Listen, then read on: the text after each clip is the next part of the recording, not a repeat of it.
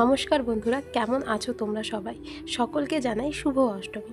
যেহেতু আজ অষ্টমী, এর জন্য আমি বেরিয়ে পড়েছিলাম অষ্টমী পুজো দেওয়ার জন্য। আর আমাদের এখানে অষ্টমী পুজোটাই সবাই দেয়। আর আমি শুধু একা না, আমার সাথে ছিল আমার দিদি, বোন আর মা ছিল। বিয়ের পরে এই দিয়ে সেকেন্ড টাইম আমি অষ্টমী পুজো দিচ্ছি।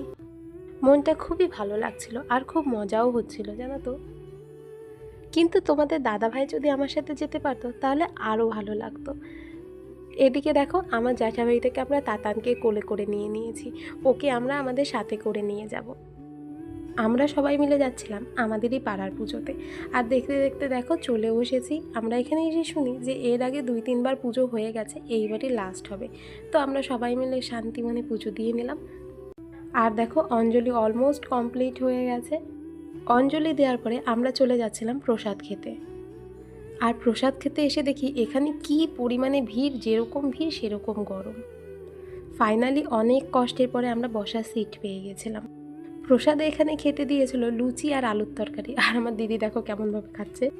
তারপরে পুজো কমপ্লিট হয়ে গেছে আর আমরা সবাই মিলে প্রসাদ নিয়ে বাড়ি চলে যাচ্ছিলাম।